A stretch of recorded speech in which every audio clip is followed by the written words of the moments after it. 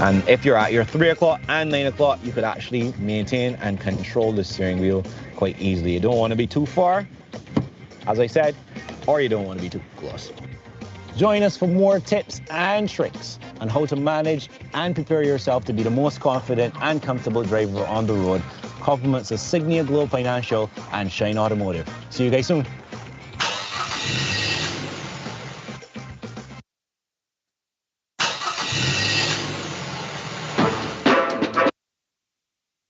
Life has trials and tribulations. So on your journey, they will come test you. Put yourself in a position for somebody strong to come bless you. Signia Globe. Be stronger with Signia Globe. Be soaring with Signia Globe. Be winning with Signia Globe. Combined strength, reliability, and stellar customer service. Safeguard your future and put yourself in position with Signia Globe Financial. Put yourself in a position for your blessings to come and flow with Signia Globe.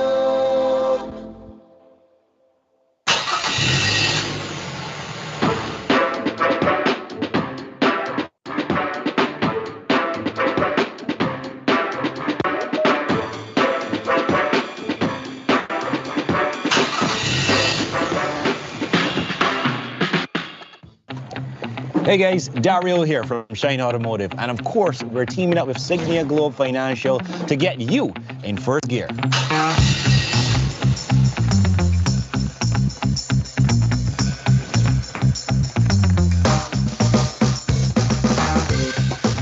We're all about helping you become confident and safe on the road, especially with your new vehicle, with some safety tips and best practices. So let's not wait, let's get in gear.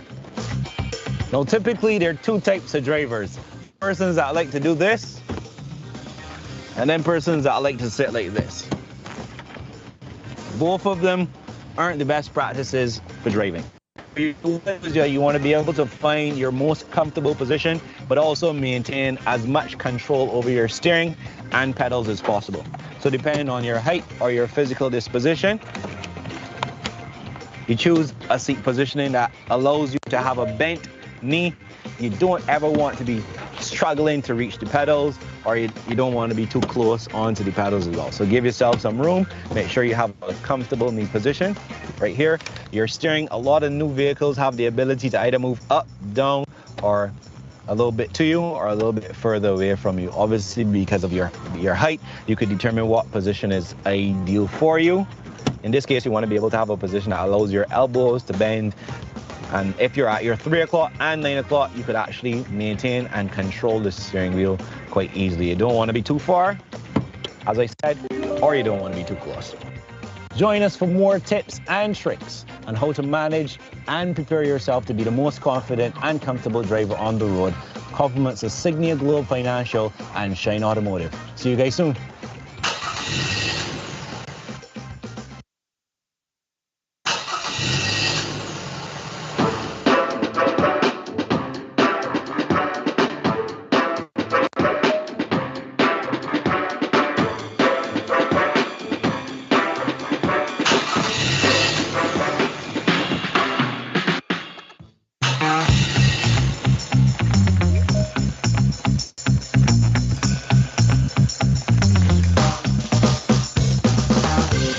Are the only thing keeping you safe on the road. They are what is connecting your car to the road surface. So obviously it's really important that you make sure they are in perfect working condition.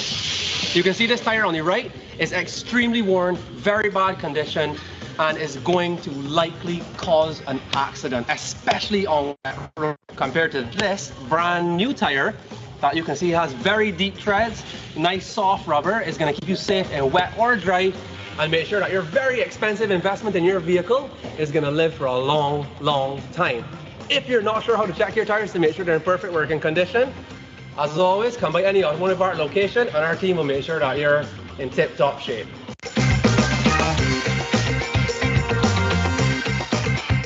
Life has trials and tribulations. On your journey, they will come test you. Put yourself in a position for somebody strong to come bless you. Signia Globe. Be stronger with Signia Globe. Be soaring with Signia Globe. Be winning with Signia Globe. Combined strength, reliability, and stellar customer service. Safeguard your future and put yourself in position with Signia Globe Financial. Put yourself in a position for your blessings to come and flow with Signia Globe.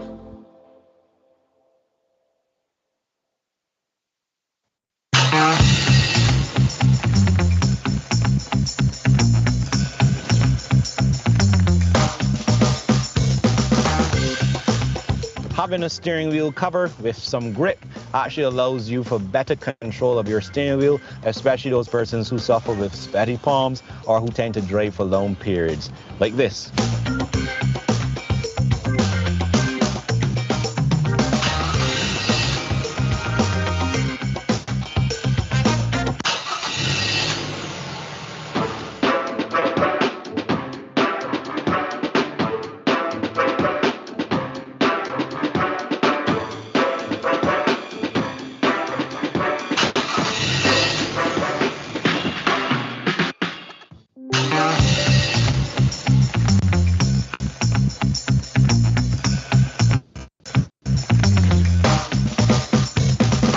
Yellow oxidized headlights are not safe to drive on at night. This is the only thing making sure you can see clearly where you're going at night. You can come by any automotive art location. If your headlights look like this, you should come by, have our team give them a polish and get you back on your road safe and sound. Just to give you a reference, this is what your headlights should look like.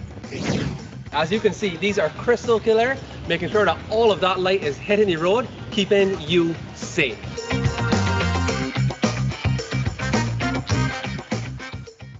Life has trials and tribulations. On your journey they will come test you. Put yourself in a position for somebody strong to come bless you. Signia Globe, be stronger with Signia Globe.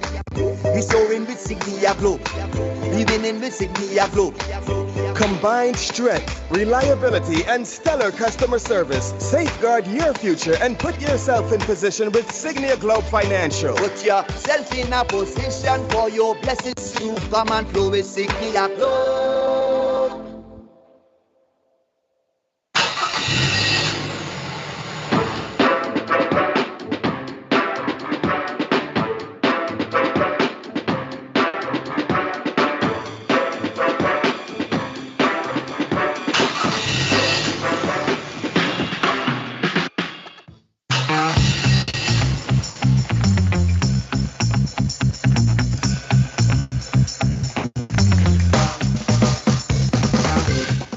First-time car owner or you've been on the road for a long time, your wheels and your tires are what keep you grounded. Plus, it's a great way to express your own individuality.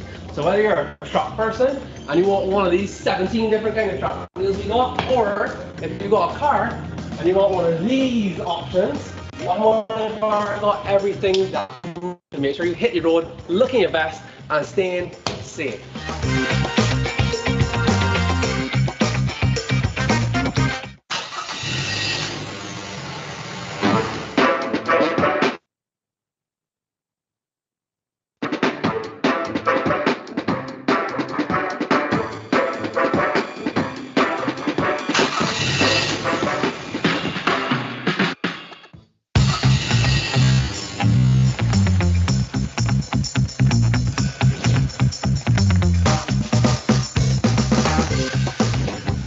Now over here you have your battery, of course you have your positive and your negative. If you're jump starting your vehicle, if you come out on mornings or even after work and you realize that your car isn't starting and you want to use a battery pack to jump start it, of course that is the preferred technology as opposed to using jumper cables. And another vehicle, you could actually just connect your positive to the positive, negative to the negative, and make sure you turn on your battery pack and then you start your vehicle. And it should start once it is just a battery issue that you're having. Life has trials and tribulations. On your journey they will come test you. Put yourself in a position for somebody strong to come bless you. Signia Glow. We stronger with Signia Glow. We soaring with Signia Glow. We winning with Signia Glow. Combined strength, reliability, and stellar customer service. Safeguard your future and put yourself in position with Signia Globe Financial. Put yourself in a position for your blessings to come and flow with Signia Globe.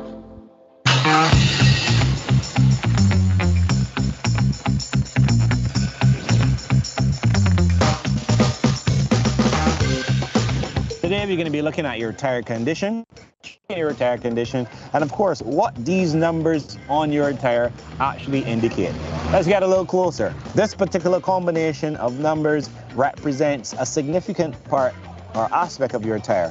One number represents the actual width of your tire. The other number represents the height or thickness of your tire, and then of course this number represents the size of your rim. And that is typically how you can determine what size tire you need to get when you need to have a tire replacement, or if you are actually carrying the specific or correct tires for your model vehicle. Life has trials and tribulations. On your journey they will come test you. Put yourself in a position for somebody strong to come bless you. Signia Glow. Be stronger with Signia Glow. Be soaring with Signia Glow. Be winning with Signia Glow.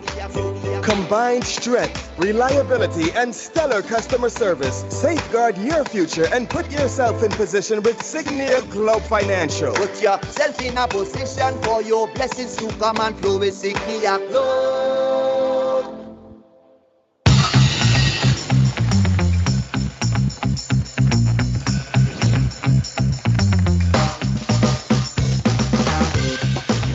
Now, a lot of the newer vehicles don't come with a spare tire, and that's why we at Shine Automotive, we have Tire Fix as our emergency tire repair system, which within about 5 to 10 minutes gets you back on the road without a worry, without a doubt. You could actually fix your own tire on the spot, and it's quick, it's easy, and pretty much anyone could do it. So for those persons who don't have a spare or find themselves in a difficult position, either late at night or in an area where they can't necessarily get help immediately, Tire Fix is the product for you. Life has trials and tribulations. On your journey they will come test you. Put yourself in a position for somebody strong to come bless you. Signia Glow. Be stronger with Signia Glow. Be soaring with Signia Glow. Be winning with Signia Glow. Combined strength, reliability, and stellar customer service. Safeguard your future and put yourself in position with Signia Globe Financial. Put yourself in a position for your blessings to come and flow with Signia Globe.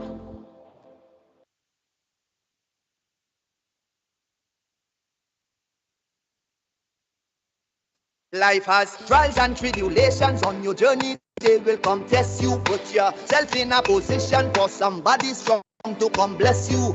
Signia Glow. Be stronger with Signia Glow. Be soaring with Signia Glow. Be winning with Signia Glow. Combined strength, reliability, and stellar customer service. Safeguard your future and put yourself in position with Signia Globe Financial. Put yourself in a position for your blessings to come and flow with Signia Globe.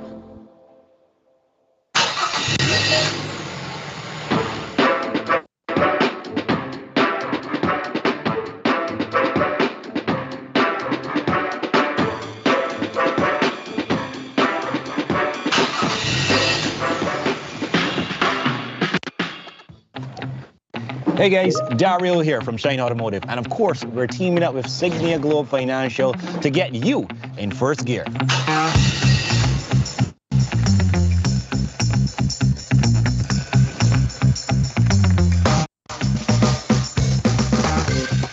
We're all about helping you become confident and safe on the road, especially with your new vehicle, with some safety tips and best practices. So let's not wait, let's get in gear. Now, typically, there are two types of drivers. Persons that like to do this, and then persons that like to sit like this. Both of them aren't the best practices for driving. What you want to do is you want to be able to find your most comfortable position, but also maintain as much control over your steering and pedals as possible. So depending on your height or your physical disposition, you choose a seat positioning that allows you to have a bent knee. You don't ever want to be struggling to reach the pedals, or you don't want to be too close onto the pedals as well. So give yourself some room. Make sure you have a comfortable knee position. Right here, your steering, a lot of new vehicles have the ability to either move up, down, or a little bit to you or a little bit further away from you. Obviously, because of your height, you could determine what position is ideal for you. In this case, you want to be able to have a position that allows your elbows to bend. And if you're at your 3 o'clock and 9 o'clock, you could actually maintain and control the steering wheel quite easily. You don't want to be too far, as I said, or you don't want to be too close. Join us for more tips and tricks on how to manage and prepare yourself to be the most confident and comfortable driver on the road. Compliments of Signia Globe Financial and Shine Automotive. See you guys soon.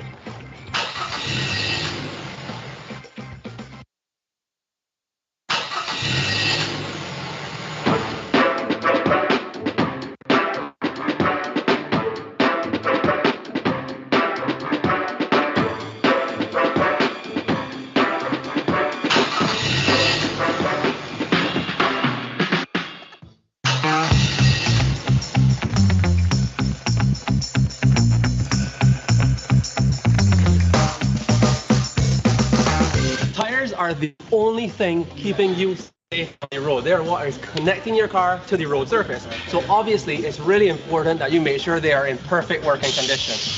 You can see this tire on the right is extremely worn, very bad condition, and is going to likely cause an accident, especially on wet road. Compared to this brand new tire, you can see it has very deep treads, nice soft rubber. It's going to keep you safe in wet or dry, and make sure that your very expensive investment in your vehicle is going to live for a long, long time.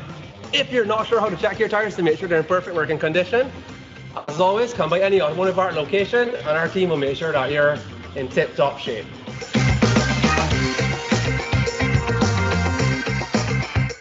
Life has trials and tribulations. On your journey they will come test you. Put yourself in a position for somebody strong to come bless you. Signia Globe, be stronger with Signia Globe. Be soaring with Signia Globe. Be winning with Signia Globe. Combined strength, reliability, and stellar customer service. Safeguard your future and put yourself in position with Signia Globe Financial. Put yourself in a position for your blessings to come and flow with Signia Globe.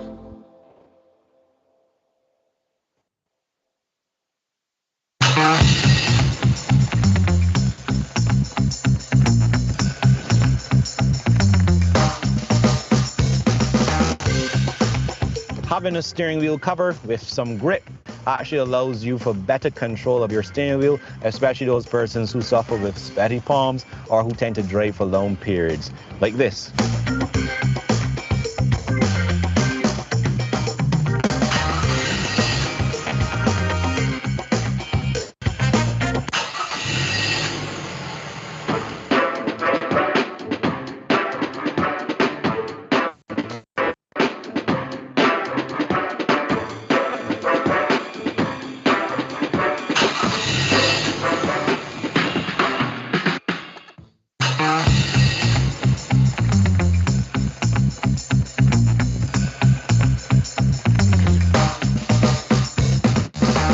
Yellow oxidized headlights are not safe to drive on at night. This is the only thing making sure you can see clearly where you're going at night. You can come by any automotive art location. If your headlights look like this, you should come by, have our team give them a polish and get you back on the road safe and sound. Just to give you a reference, this is what your headlights should look like. As you can see, these are crystal clear, making sure that all of that light is hitting the road, keeping you safe.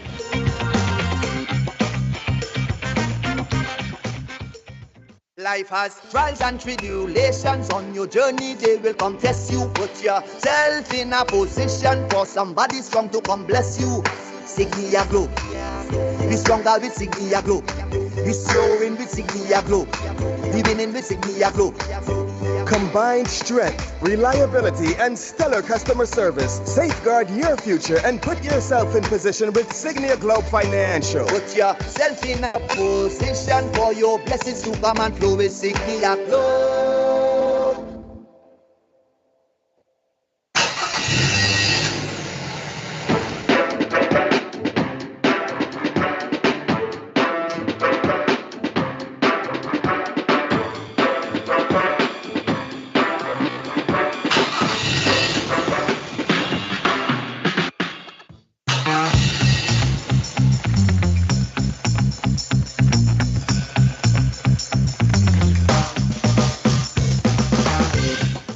First-time car owner, or you've been on the road for a long time, your wheels and your tires are what keep you grounded. Plus, it's a great way to express your own individuality.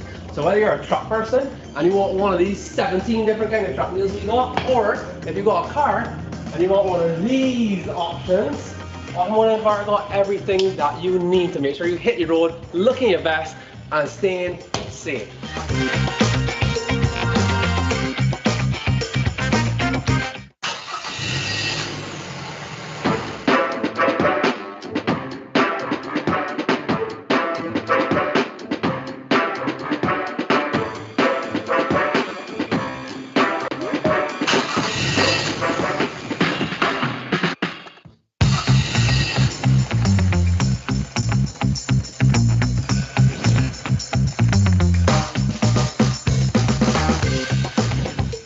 Now over here you have your battery, of course you have your positive and your negative. If you're jump starting your vehicle, if you come out on mornings or even after work and you realize that your car isn't starting and you want to use a battery pack to jump start it, of course that is the preferred technology as opposed to using jumper cables. And another vehicle, you could actually just connect your positive to the positive, negative to the negative, and make sure you turn on your battery pack and then you start your vehicle. And it should start once it is just a battery issue that you're having. Life has trials and tribulations. On your journey they will come test you. Put yourself in a position for somebody strong to come bless you. Signia Glow. Be stronger with Signia Glow. Be soaring with Signia Glow. Be winning with Signia Glow. Combined strength, reliability, and stellar customer service. Safeguard your future and put yourself in position with Signia Globe Financial. Put yourself in a position for your blessings to come and flow with Signia Globe.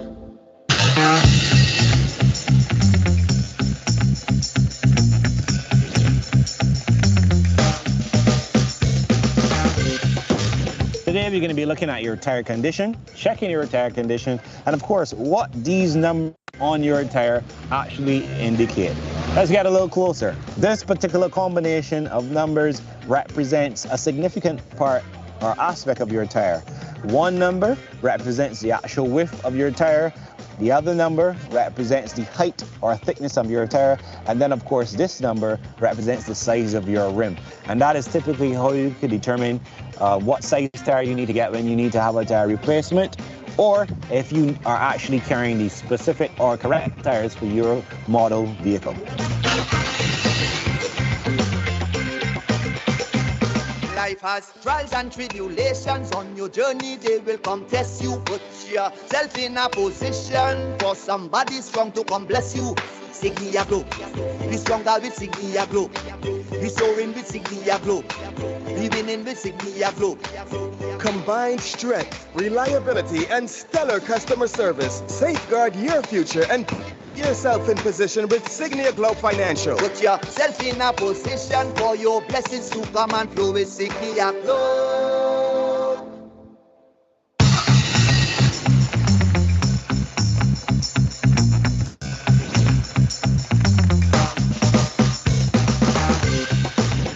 Now, a lot of the newer vehicles don't come with a spare tire. And that's why we at Shine Automotive, we have Tire Fix as our emergency tire repair system, which within about 5 to 10 minutes gets you back on the road without a worry, without a doubt. You could actually fix your own tire on the spot, and it's quick, It's easy, and pretty much anyone could do it. So for those persons who don't have a spare or find themselves in a difficult position, either late at night or in an area where they can't necessarily get help immediately, Carafix is the product for you. Thank you so much, Life Barry. has trials and tribulations. On your journey, they will come test you. Put yourself in a position for some. Good afternoon, everyone. Good afternoon. Thank you guys so much for attending again with us for the third Signia Globe First Gear webinar in association with the Barbados Police Service and our First Gear partners. Thank you again for being here with us. Some of you, I see some familiar names. So some of you have been here from the inception with us, gathering up all of this great information, and we are appreciative that you've come to be with us today. So we are starting off today with, let me let in a few more people. We're starting off today's webinar with Mr. Junior Jordan. I want to pull up this bio because I have to get it absolutely correct. So, earning his driver's license in the 70s, he began offering driver's lessons a short while after, with a bare two clients and increasing to hundreds over the time. For more than half of his 60 years, this driving expert, Mr. Jordan, has dedicated his life to improving road safety, not solely in Barbados, but throughout the Caribbean. He is quoted as saying, "Teaching an individual to drive goes beyond passing a test. It is about passing on possible life-saving information." And that is definitely what we've been trying to do here with the First Gear webinars.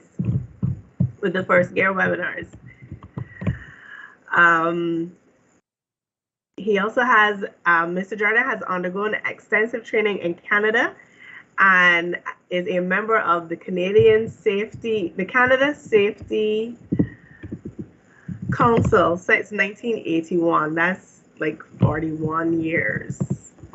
Thereabout. That's a very long time. Additionally, he's known to avail himself regularly with driving manuals to ensure that his information is up to date. He said, "I've done a lot of training, and I basically do training to pass on information that I've learned to anybody who's willing to take the information, whether they be bicyclists, motorcyclists, truck drivers, car owners, pedestrians." So ladies and gentlemen, I would like you to sit back and enjoy a presentation that it has been tinkered a little bit. If you've been here before, you've seen some of it before, but this is done by Mr. Junior Jordan. So Junior, good afternoon.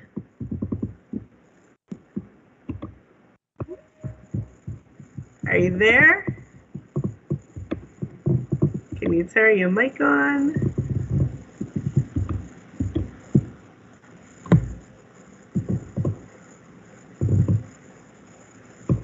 Hi, can you hear me? Yes, we can hear you now. Good. Good. We can hear you. Absolute delight. Absolute delight to be here this evening, to be able to pass on some information. And indeed, I am always pleased. It's always a pleasure when people come to seminars such as this to be able to up the game on what they already know. So hats off and congratulations to all of those involved. It is the kind of activity that I am very proud of, and being a defensive driver or a defensive road user is paramount in terms of saving collisions. The worldwide statistics show that between 95 and 95% of all collisions worldwide, when thoroughly investigated, points back to human error and can be avoided. And in Barbados, what defensive driving, thinking safety first, scan around your vehicle, be aware of your surroundings, watch for potential hazards, follow the 3 to 4 second rule, that is having a safe following distance, and make sure that you have an escape route. And by escape route, they mean a way out. And of course, cut out distractions, not using your cell phone, not fixing your radio. And in basic terms, you want to have yourself in a position where you, the driver, are in total control. If you can bring up the other one, make the other slide a little bit bigger, the second one. Yes, that would be lovely. Right, as I continue to get that slider, right, yes, scan, right. Good, this is another good one, sun glare. Fog, well, we don't have any fog in Barbados, except in the hurricane season, when you get a little mist and fog in the country areas. Now, rain is important to understand because there's reduced traction on the tires and the road. And of course, the wind, and of course, at this time of the month, where the canes have been cut, you can find some very strong breezes pushing on the vehicle. So you need to understand that controlling your vehicle is a singular activity. Don't leave your driving to anybody else. And of course, the sun glare, we have a particular challenge because going to the east early on mornings, you have the glare of the sun. You can use sunshades or pull down your visor. And going west in the evening, you have the same challenge. But nobody at all should be driving and saying that they cannot see. So you must be able to see, because all of our driving, not only here in Barbados, but all over the world, is done based on what we see. Paying attention to the signs, paying attention to the markings, but above all, we the drivers must be totally in control. If you can just go to the next clip, that's fine. Right, it says here about rainy conditions. As it says, don't matter the country you live in, you will be required to drive your vehicle. Now, there's something called aquaplaning or hydroplaning, which is the effects of the wheel not making contact with the road, and you can easily lose control. Now, reduced visibility is also very important to note.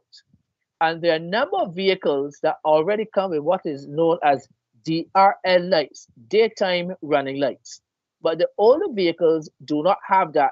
And hence, we will suggest that in rainy or adverse conditions, that you can turn the lights on, the big headlights, on low beam. The idea is, yes, ensure that the equipment is in good working order before encountering rainy weather. Check your headlights, tail lights, windscreen wipers. It is important that any driver in any kind of condition be able to see. Of course, you saw the clip earlier in terms of making sure you have proper tires. But just let me say this in terms of tires. If you went and bought 4 brand new tires tomorrow and you drove inordinately quickly, it does not matter the tire depth, you will skid once the conditions are right for skidding. I.e., with the first sprinkle, that's the most dangerous time to drive because the tires do not adhere good to slippery conditions. And of course, you must adhere to the posted speed limit. In Barbados, a lot of people don't know this, but the speed limit in this country is 60 kilometers. Not on the ABC highway, let me repeat that, not on the ABC highway. On the ABC highway, on what is called Highway 2A, the speed limit is still 60 kilometers, but there are sections of both of those highways that are 80 kilometers. And let me further stress, there is only one road in this country, the mighty Grinder Highway, which is 80 kilometers from service station to service station, not another road. So we need to understand that. And of course, there's a speed limit differential for heavy duty vehicles, 3 tons and up, buses, trucks, and so on, where the speed limit is 50 kilometers. And of course, if the rain is falling, you reduce your speed as well. So as it says here, slow down. If you can continue then, the driver in all of these clips, right, the driver in all of these clips is totally responsible for his driving. It speaks here of even in misty conditions, turning on your vehicle's headlights. I spoke to that. Now, the idea is that people, when you're driving, even in the daytime, you can't see from the headlights, but people coming opposite you can see from those lights, hence the DRL system. And this DRL system quickly came into being in the 1970s in Canada, where motorcycle riders were being knocked down regularly by other motorists, and they asked them to carry out an experiment. The experiment was motorcycle riders ride with their headlights on for a period of time. And that, my friends and listeners and viewers, reduced the accident rate by 25% immediately. And that was the introduction of daytime running lights. Now we have them on buses, even the transport board buses, new buses have them, vehicle, trucks, cars, motorcycles, and it's a safety tip which gives you the impetus for people to see you earlier rather than later. So turn on your headlights. You can carry on then. Right, windshield wipers, we spoke to that. And you must understand the importance of having good working windshield wipers. The manufacturers will always tell you, do not turn your wipers on a windscreen that is not moist or wet. Always put water or fluid, windshield fluid on the windscreen from your receptacle before you turn the wipers on. Why? Because the windshield wipers are abrasive and can scratch the windscreen and make it difficult for you to see. So always turn the windshield wipers on after you took water or liquid on them, and make sure if they are even in the light rain, they're still leaving streaks. You should get your wipers changed as soon as possible. Don't try to peer through. And of course, in that manner, you can also turn your demister on, right, which keeps the windscreen clear. ACs do it. You can turn. We have to manipulate the panel, the instrument panel, to get the air blown up through the windscreen so that you wouldn't have to wipe it with your hand. And of course, as I said, if you can't see in a worst case scenario, don't drive. If you have a malfunction with the blower system, the AC system, head to your mechanic or your repair person immediately. Right, safe following distance. This is one where a lot of people get incorrectly. Using what is called the 2-second rule, it is also very easily calculated that for every 10 kilometers of speed you drive at, you calculate one vehicle distance. Simply put, if you're driving at, say, 30 kilometers, the closest you should be is 3 vehicle distances to the person in front of you, 55, 66, and so on. But another way, the faster you drive, the bigger a safety cushion you need. And of course, as it says here, in wet conditions, you double the distance. For heavy-duty vehicles, those trucks and 18-wheelers, you can quadruple the distance because a big 18-wheeler, sometimes weighing 10 or 20 tons, takes a lot longer to stop. So your safe following distance is absolutely important to avoid rear-ending anybody. In other words, do not tailgate. Don't tailgate. Next clip. Right. Watch out for standing water. Now listen to this very carefully, as I spoke about hydroplaning earlier. The human eye cannot look in a pool of stagnant or standing water to determine how deep it is. And therefore, sometimes those holes, indentations in the road, may be 2 inches, could be 6 inches, could be 8 inches. And if you drive through one of those areas inordinately quickly, you stand a good chance of hurting your suspension. You stand a good chance of tearing or bursting your tire. And the other thing is, the underlying parts in that area can be damaged as well. And it says here 6 inches of water can cause loss of control of your vehicle. In fact, even 4 inches. And let me say this, doing other seminars and training, I have encountered people who have said driving big, heavy buses, going through water, as long as the water gets beneath the vehicle, a bus, a truck, a car, it will float. It will float. If you have 200,000 tons ton ships that come to Barbados and they float because they float on water. What is an 18-wheeler, a 3, 4, 5, or 6 tonner that will not float? No. Let me also say this, because in Barbados some time ago, there were a number of people who drove through water that was pretty high in chasms or valleys. And then they said the vehicle was swept away. Listen to me very carefully. The vehicle you drive is not a hovercraft or a hydrofoil. In other words, if in your estimation while driving, the water looks dicey, do not take your vehicle through it. Indeed, the way they make electric vehicles, they don't like much water at all. In fact, let me say this. The people who speak in terms, who manufacture vehicles, and they tell you about maintaining the vehicles, they will also tell you, and you can check it in the manual, the least amount of water you put in the engine parts on the vehicle, the better for it. So do not avoid driving through water that you seem to be deep, because it can cause you to lose traction and your vehicle will skid across the surface and even float. It will. Right. Now, this is a very good one. If your vehicle begins to hydroplane or skid, take your foot off the accelerator. Take your foot off the accelerator.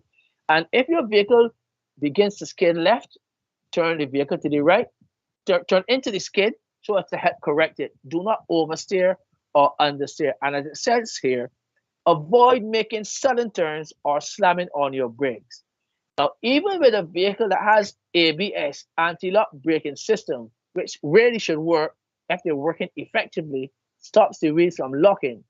But if you slam on your brakes, chances are, and you're turning the corner, what is known as the centrifugal or side force can take the vehicle away from you in the other direction. So you need to be very careful. Use what is called feather touching or light touching of your brakes in situations like that. So take your foot off the accelerator. Right. Now, ventilating your car, it is very important, because if your AC is not working, your blow system and outside is hot, your body temperature can go up. As a matter of fact, up to last night, I was reviewing a case in North America. Listen carefully. Where a gentleman went to a hospital for treatment, and for some reason, perhaps because of COVID restrictions, his wife was not allowed into the hospital, and she was told to go and sit in the car. Unfortunately, most unfortunately, she was in the car, and the temperature soared so high that some hours later, when they went to the car, she was already dead. She was already dead. Now, in terms of ventilation, let's mention this one. A number of people in this country and other countries tend to turn their vehicles on in the garage, saying that they want to warm them up before they get out to drive. Modern vehicles don't need any warming up. But what will happen is, when not electric vehicles will not give off any carbon monoxide, but the old-fashioned vehicles, diesel and gasoline, if you turn that on, the carbon monoxide that comes from the muffler or the exhaust is poisonous. You hear me? It is poisonous. And if it gets in your system, it can actually kill you. So don't be in a room that is not highly ventilated, because that carbon monoxide can actually cause untold damage, brain damage, and so on. As I said, in the worst case scenario, you can lose your life in an area that is not highly ventilated. Right. Remember, speed and distance go hand in hand. Cracking your windows to allow some air coming in if you're driving, turning on your lights if you don't have the DRL system, are some of the simplest and most effective ways of reducing chances of an accident or incident caused by inclement weather. But the main problem, but the real thing with inclement weather, comes to the emergency vehicles, is that if the weather is really, really bad, like before you leave for your destination, the thing to do would be to cancel your trip. Cancel the trip. Don't take any chances. As I said, repeating myself, you're not driving a hovercraft, neither are you driving a hydrofoil. And as we go on to emergency vehicles, now take careful note.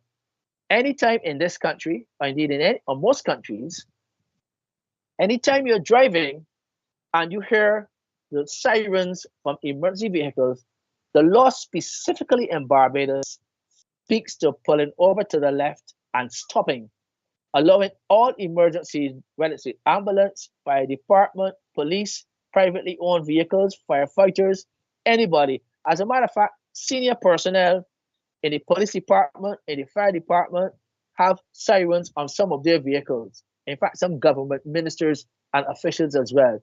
Anytime you hear a siren, whether it's coming towards you or not, pull to your left, pull over as much as possible, but don't block the road and stop. Why? Precious seconds can be lost that are needed in order to save a life, especially, most especially for the fire department and the ambulance and emergency services. So once you hear them, get out of the way safely. And again, do not follow on. I've had cases in the past where a number of people have said to me, the drivers, some people try to trick or beat the system by following on behind the emergency vehicles as they move quickly. No, no, no, no. That's a no-no. Do not do that, because the ambulance, the emergency personnel have vested in them by law to do certain things on the street. Of course, still being safe. But you, the driver, are not allowed, the normal driver are not allowed to do that. So pay attention, and of course, pay attention as well to those sirens and those flashing beacons from the various emergency vehicles.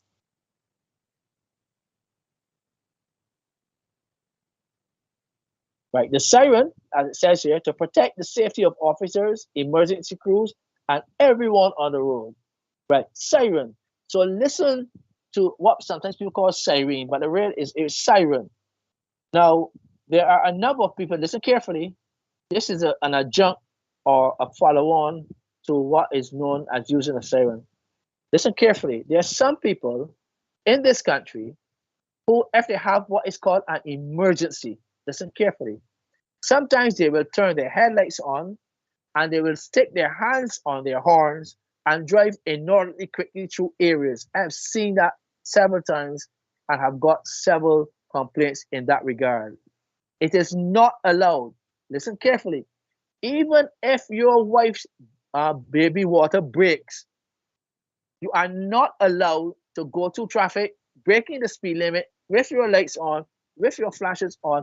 That is when you call the Barbados Police Service, and they are the ones who will take care of you, will come and escort you and so on. But don't take it upon yourself to turn your lights on, turn your emergency flashes on, stick your hand on your horn and pass everybody in sight. I've seen that several times. It is wrong, and it can cause danger to the other people because they don't know what's happening.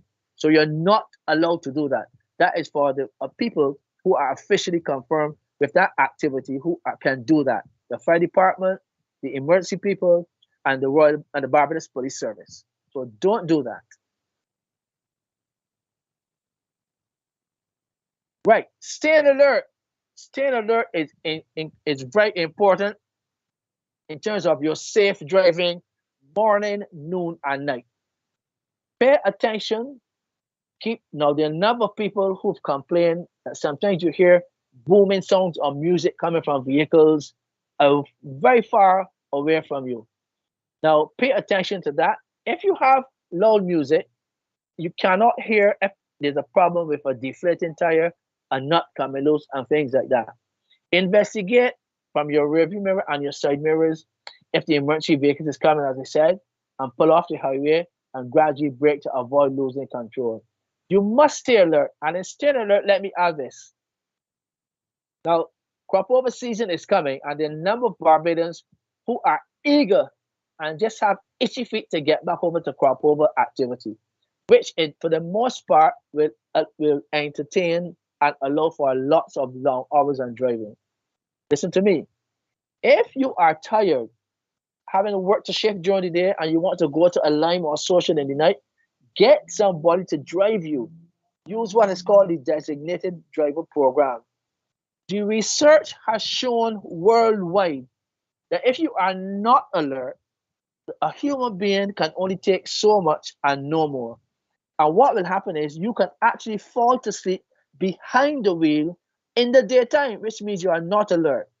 It therefore means that you should get adequate rest. Adequate rest. There's a myth in terms of using coffee, neutralizers, and none of that will help you be alert or sharpen back up. Because you need to understand the importance of staying alert, and as an addendum to that, drinking alcohol, using uppers, things like that will not help you. What you should do, if you're feeling tired, stop in a place that is safe. Stop in a place, perhaps you can go in a Barbados police service station. As it says here, never try to outrun an emergency vehicle.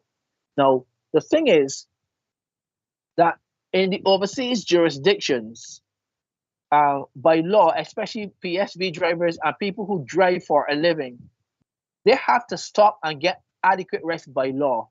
Because if the police officers stop their tachographs and other equipment for measuring the time, the length of time they're on the road, they will get a ticket and perhaps be arrested. And that is why, to use a flying example, i.e. a pilot, a captain and his crew who brings a big 747 down from London to Barbados flying 8 hours, they must stay alert and they must rest. A different crew carries the 747 back up to London. And if we parallel that with driving on the roads, if we are alert, we really would not easily get into a collision.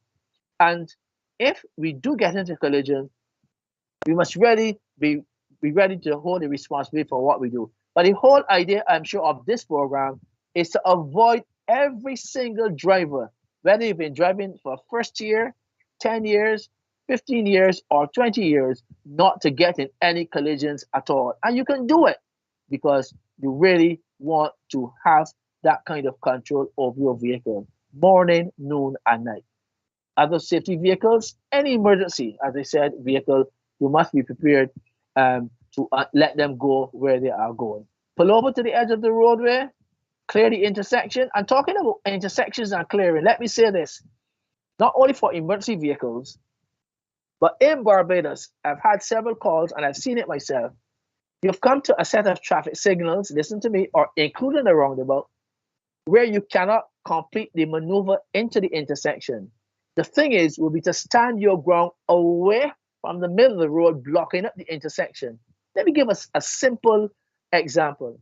If you are a set of traffic signals and it says green and you are by the white line, but you cannot clear the intersection completely, stay grounded by the white line, wait till the intersection clears, and then carry on.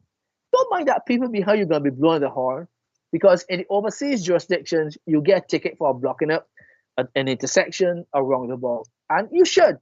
And that's why we're going to make the call now yet again, that to help police service work easier and to get the standard raised in this country, where people will drive better and stick to a standard, I have called in London alone. They have over 5,000 cameras, which makes the police's work easy. If you go through a red light in London, your picture will be taken and you'll get a ticket within 2 or 3 days or so. We need that kind of action in Barbados to make it safe for everybody and to make the police work much easier. But the bottom line is that we raise the standard of driving. As I said, not if you've been driving only for a first year, but 10, 15, 20, 50, 60 years as well. Right. It says here, stay at least 500 feet. Displaying, the emergency vehicles will be displaying their flashing lights and sound the siren. Now, talking about flashing lights, just let me add this. The number of people in this country who think that the emergency, or what we call the hazard lights, can be used when they are at a pedestrian crossing, or if they go to do shopping on Broad Street, they put on the hazard lights or emergency lights. No. That is not the function for emergency lights or hazard lights. The real function for those is that if the vehicle is in a collision, it's broken down a wrong corner, or it's in a bad position, then you use the hazard or emergency lights. Why? Because when other motorists and drivers see those hazard lights, they know that they can pass you with caution. But if you go and put the hazard lights or emergency lights on at a pedestrian crossing, it creates unnecessary difficulty for the pedestrians, because those who want to cross, the coming motorists will figure that something is wrong with the vehicle and attempt to pass. So don't use your hazard lights for that reason. Neither use your hazard lights when it is raining. If your vehicle, as I said, get it right to finish. If your vehicle is not fitted with the DRL system, turn your headlights on and leave your flashers, which are the indicators when you're going to turn left and turn right. I wish to thank all of you for listening and wish you years and years and years of trouble-free, but above all, incident-free driving. Absolute pleasure. Stay tuned. Have a good evening. Thank you so much, Junior. Really appreciate it. I want to add something, and what Sure. I'm going to add is going to come off of an experience that I have. We all here are basically from Barbados, so Yes. a few Fridays ago, I was at the intersection at Black Rock. So I have Saul in front of me, essentially, Chanel Yes. Supermarket to my right. Yes. Oh gosh, can't remember the name of the road, but you know which road I mean. That takes you to Rogers Circle on my Yes. left. So Yes. I'm going to make the right turn to go down. That would take you down, like if you're going to Spring Garden. So I've come there, Chanel's is on my right. I'm making that right. For some reason, the light changed and I did not hit the accelerator right away. And this car came from that direction straight across. If I had hit the accelerator when the light changed, when it was supposed to be my time to go, Yes. it would have been my time to go. I would have Yes. been gone. I was going to my best friend's house. I said to her, girl, I almost in my here. we Yes. do have to stay alert, and we do have to take our time on the road. Yes. Definitely, yeah? Just let me add to what you have said. What you Yes. did was a proper defensive technique. Now, anytime you come to a set of lights anywhere, even when it's your time and it says go, wait for a second or two before you move. Because the number of people in this country who unnecessarily run red lights. So you did well in not moving, and I'd recommend that. As a matter of fact, when you do courses all over the Caribbean and anywhere else, that's something that we recommend. When you get the green light, do another check right and left and ahead of you before you make that move. So 10 out of 10 to you. Thank you very much. I got a 10 out of 10 from an expert. I feel good. Well done, well done. Thank you very much. So I know that we all in here can attest to the many different situations that we face daily. And I'm very much hoping that everybody who has attended these webinars have taken something away that will help save their lives, or even someone else on the road, or be able to still pass on this great information to someone else. Yes. So, yes, go Let ahead. me finish with this. I will also say that any person there, any of the drivers or anybody who want to call me personally with any challenges that they have, they're free to call me. 244-2354. 244-2354. I'll put the number in the chat so that My absolute pleasure. Good. If anyone would like to contact Mr. Jordan, you can. And we are appreciative of the assistance and the knowledge that he's been sharing with us all through all of these years. So I just want to give you a little word about our partner for today. Unfortunately, Jeremy from Automotive Art, he's not able to be here with us. Let me just double check that he wasn't able to pop in.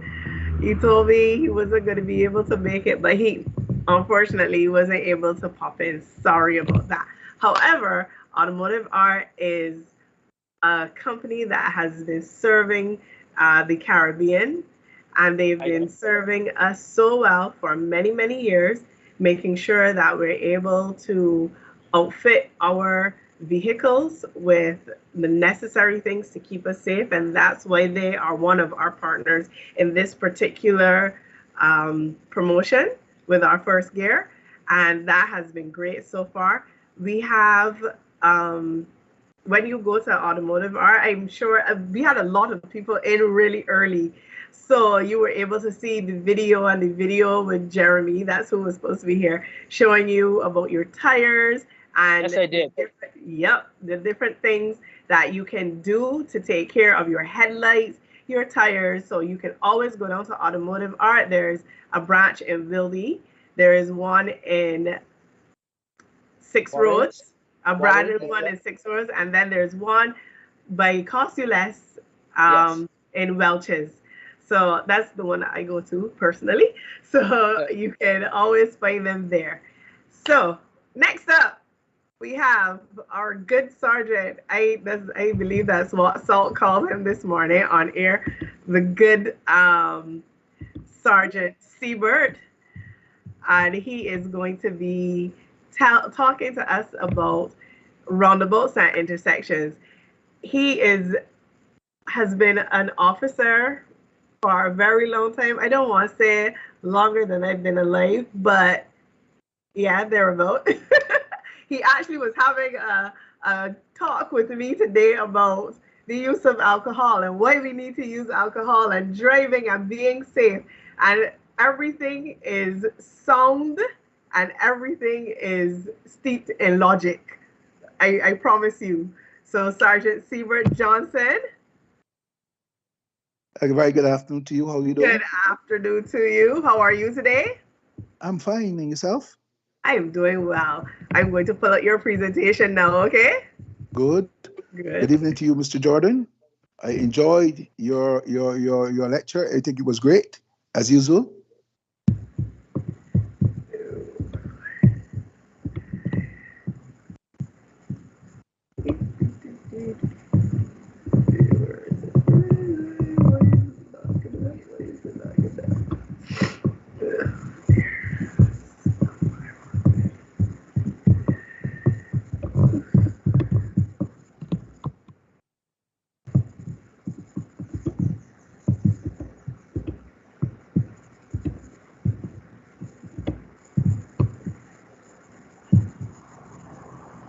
Is it?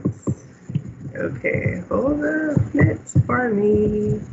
Let me make sure I have it all up here for you.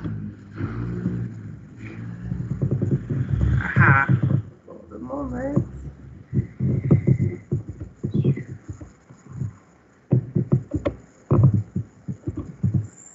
Give us a moment. I am going to pull it up shortly.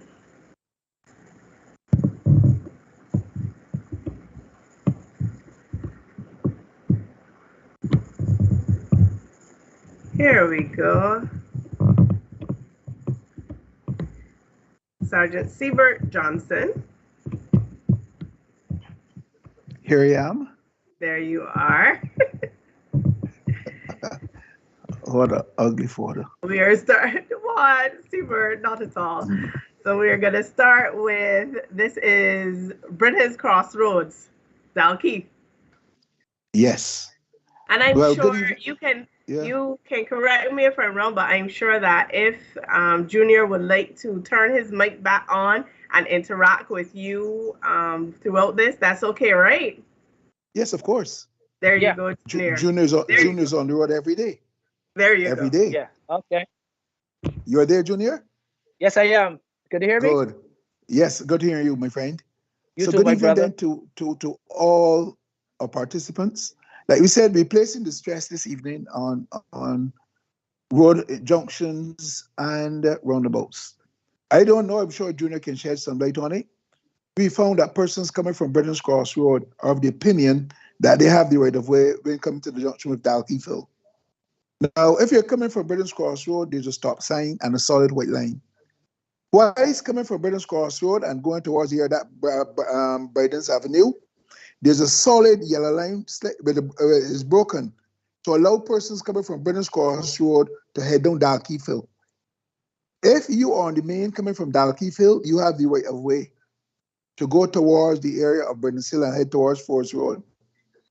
If you're coming from Fords Road, you have the right of way to proceed down to Dalkeith. However, if you're coming from Britain's Crossroad, you should wait until it's safe to exit Britain's Crossroad onto Dalkey fill. The reason being, like I said, the solid line is on my side, and then you will have to enter where the broken line, and you will only do so when it's safe to do to enter. What we found, persons exiting Britain's Cross Road enter the area just on top of the Dalkey fill and block the others who are coming at Dalkey fill going towards Forest Road. That's wrong. That's an obstruction. Wait until the road is clear and then you proceed out. That's just a reminder. We spoke of it last week, so that's a reminder today. Junior, if you don't know if you want to add any more to it. No, I agree with you 100%, Sergeant. Far too many people block intersections. And I think that once we can get the ticketing system up and running in this country with the attending legislation and with due process, once people start to get tickets, that activity there and elsewhere will stop. But you're quite right, Sarge. I agree with you 100%. Good. All right, we're covered with that one. The other one here, let's see if we can open up this one again. Highway Q. This one is, Rochelle, my phone not so clear. This one is coming from BTL. This is BTL here, Rochelle? I can't. No, sorry. That is Easy Pave. Easy Pave, the problem area. Pave. I don't know why accidents are occurring there so often. If you're coming from St. Philip going towards Bordet Hall, the road is clear. If you're coming from Easy Pave going over to Brighton, the junction is clear. From either side, the junction is clear. But yeah, accidents are occurring. So my appeal to you, even if you're not familiar with the junction, you take your time and look out for signs. And in this case, there's a stop sign as you approach the junction, with that coming from on Highway 5, if you're coming from Easy Pave. So my appeal to person and Brighton side is clear, the junction is clear. But the problem there is persons are taking too many chances. And it's hard to estimate the speed of a vehicle approaching. So it's better to wait a few seconds until the road is clear and then you proceed to cross. So far for the year, too many accidents have occurred there, too many, and it's cause for concern. We are in some discussion with the ministry to have some adjustments there, but in the meantime, like I said to you, if you're not too familiar with the area, take your time, look for the stop signs. When you stop, there's some solid lines. Do not overshoot those lines. Wait until it's safe to do so, and then you proceed out. Let me reinforce what you said, Sergeant. Let me reinforce what you said. Many people in this country and worldwide, when they come to a junction such as this one, they have the wrong thought process. What they say to themselves, most of them, is let me get across before the other person gets there. That's the wrong thought process. What they should be saying to move from any junction, I can move now because it is safe to do so. And they, as you said quite rightly, they take too many risks. But what I've also noticed over the years, when the canes are cut and you can see coming from Brighton and the other side, Lears, far too many people drive through that junction without batting an eyelid or stopping. And as you quite rightly said, even if you are the only person in that area and the law says stop, you safeguard yourself. But far too many people take too many chances at that junction and similar junctions. So you're quite right, Sarge. I agree with you 100%. Thank you. And you know, at this point, we will remind people, as you would have said this morning on the show with Salt, there's no such thing as a rolling stop. Oh dear, I would hope that no one go there and try to make a rolling stop. Because sometimes by the time you're ready to hit your accelerator pedal and it fails, then you might be rolling from a collision of a vehicle on the main. Yeah. So to avoid that, vehicles can cause problems sometimes. You will find out sometimes you are driving, you come to a junction and you start ready to accelerate, the vehicle don't want to move. It can develop a problem, it's man-made. So to be on the safe side, wait until the road is clear. And even if you develop a problem with moving, the possibilities are you might live to get over the other side. Yes, plus Sarge, to reinforce again what you said, there is no such phenomenon as a rolling stop. Nowhere. A rolling stop is defying the laws of physics. Because you can't be moving and stop at the same time. Choose one. And the law says stop, you stop. There's no such thing as a rolling stop. No such thing. If there's a giveaway, you proceed with caution. Absolutely correct. If there's a giveaway, you proceed with caution. This one is The turnpike. Turnpike. You So will find that Carmichael person, Road? yes, Yeah. Carmichael Road, and the road they turn the left going to the Glebe Road to St. George Parish Church. Yes. You will Yes. find persons come from Carmichael, hook the left slightly at the junction and drive to the junction, heading towards St. George Parish Church. Now Yes. there's a stop sign there. And persons both coming from Ellerton, coming down that hill, don't travel easy. From from the other village, yes, on the which runs parallel with Carmichael Road. You know the other road they only turn right, but you pass the junction, turning right. Yes. Persons must be aware too. Persons come there and don't stop. I travel there Correct. daily. And they get to find out that persons come to that junction, they just drive through and there's a stop sign there. But again, Yes. rolling stops, that's a problem. So just want to remind you to be on the safe side, adhere to all traffic rules and regulations. Manning's Village, I think it is, that's the name of it, where persons come to the junction and do not stop.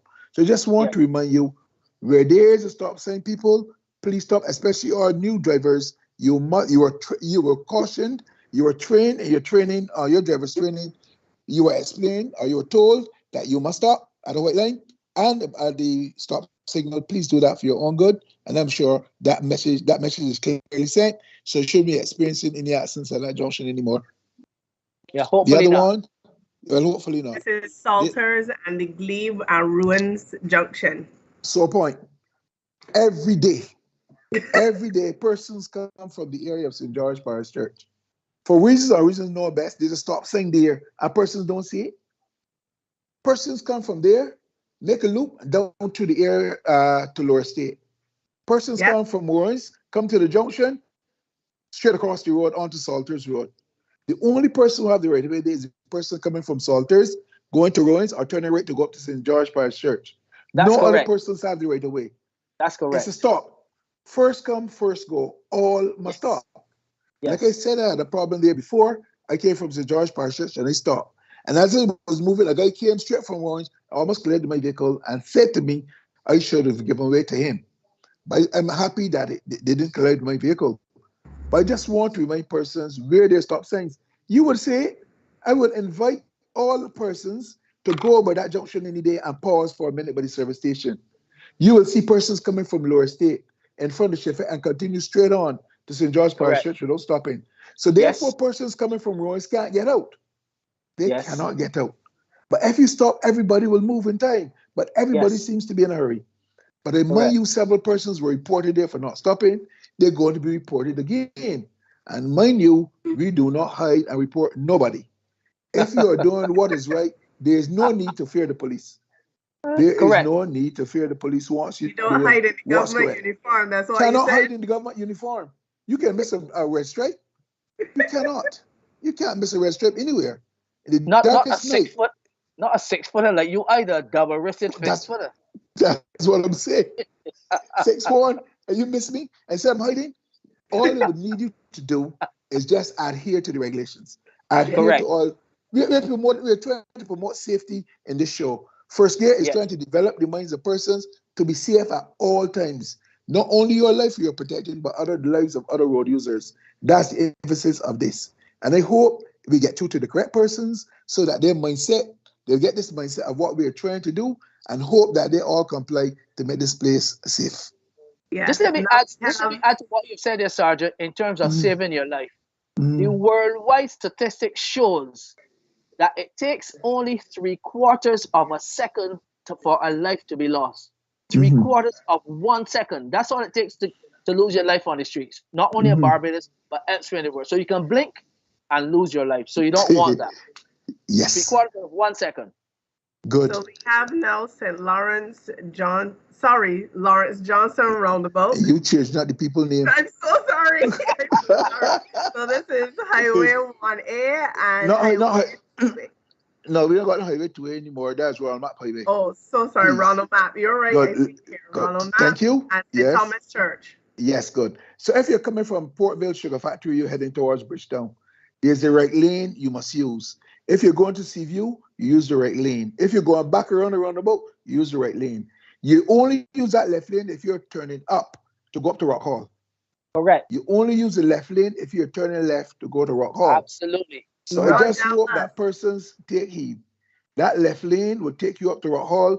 Do not use that left lane to beat traffic, to continue on to the right side. Like I said last week, there's a solid wall there at like a power substation.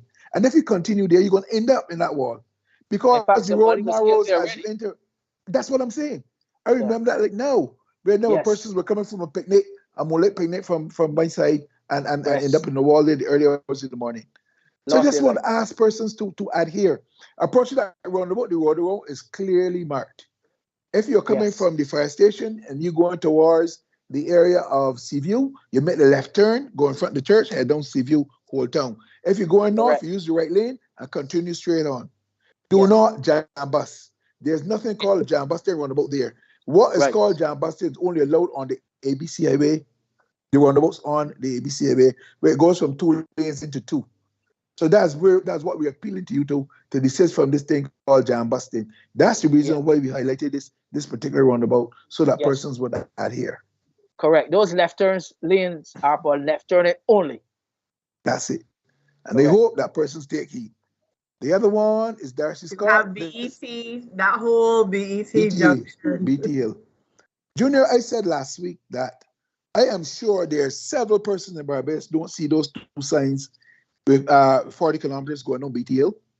I asked that question in an establishment that Miss Lucas, my friend, knows well, Rochelle knows well, and a lot of them never saw those signs. As close as they were to those signs at BT Hill, they had never seen those signs, not till I started to highlight them, and those signs were there for years. Yes, of course, not really just going downhill, but there are 2 signs on sides on both sides of the roads. We say 40 kilometers. And 40 kilometers, please, it means 40 kilometers. They were placed there for a reason. And now, as you go down, we have overhead boards, overhead signage, which shows you the lane that you should select when you're making your maneuvers down there. Yes. So my appeal to you, take into consideration persons coming from Upton, that's Upper Upton going towards the area of Clapham Road or Wildy. Yes. They have to come over, they have to make the changes beyond the hill. Those persons coming from the area of the Wildy area, coming up the Upton Road, highway, are going towards Garfield Silver's roundabout, they also have to make some changes. So if you're speeding down that hill, you're going to cause problems for everybody who making the maneuvers, the maneuvers in the bottom. So just take your time as you make your way down that BTL for us, please. Please, we're appealing to you, just reduce your speed. And make sure you select your lanes early by using your indicators. And I'm sure persons say you indicated, but I tend to see that persons will tend to give way to you as you indicate. But there are some other drivers that I don't know the rush they're in, but they always speed on that hill and then there's a problem. So let's hope that persons adhere now by the education which we are giving, and let's hope that they adhere to it. So we are at our very favorite roundabout, the Darcy Scott roundabout in Warren. Up to this morning, I had a discussion with your friend this morning. Yes. I don't know if I don't know if he was saying that he did it before, but I got I got a little feedback that he probably would have committed that already. You know, views. Yes, we had a conversation. I got that feedback where he said he would have made the mistake, and actually, King Bubba is who told him he was doing the wrong thing. Okay, then I got that feedback from him this morning. He's in it right. That he had done it before. Yes. I was getting that. In other words, we're speaking of coming from the area of Warren's Polyclinic, and you're going towards the area we call Corsiles. You use the right lane only. If you're going back around the roundabout to head back up the highway, you use the right lane only. If you're going to Corsiles, again, you use the right lane. The other lane take you direct to UWI, that's up Hinsel, and the inner left lane take you into left turn into the service station. Do not use that lane, the middle lane, and turn right to go to Corsiles. The reason being, persons would have come from the area of Corsiles in the right lane going towards UE, or even if you and I right lane going towards UE, and you make that right turn across the person in the right lane, then there's a collision. And most persons drive right-hand drive vehicles, then the possibilities are you can receive some injuries because it's your door that will be impacted, or your side that will be impacted. Collision. That's what T-bone collision. So it will be your door that will be impacted. So they're the points we want you to bear in mind. Bear in mind. If you're coming from Corsiles and you want to go over like the said service station, use the right lane only if you're coming from Corsiles. That's the inner lane, and proceed towards the service station. The right lane can also take you up the highway to heading towards the said Everton Weeks, or this center lane take you. Both of those lanes can take you up, but do not use that left lane and turn right. The inner lane now will take you up to H&B. I am hoping, and I would like to see the day when we block off those two lanes going into H&B from the roundabout and use the entrance and exit next to that Digicel building. There's a building over there that kind of to get in and out. Yes. Yeah. You know, it's better. I saw an accident there last week where a guy probably is not familiar with the area. There are two lanes there, one coming in and one going out of that, going into the roundabout. Because the person was on the right hand side and he collided with the person who was coming into through the same area that he was going out.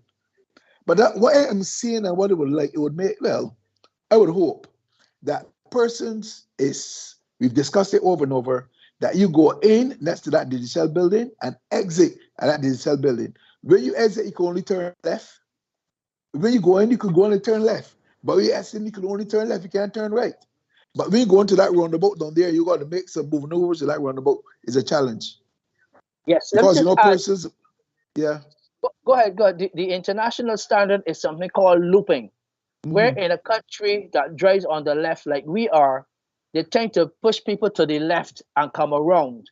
Whereas in the North American setting, they will look to the right. The reason is that they try to avoid people crisscrossing in the middle of the road.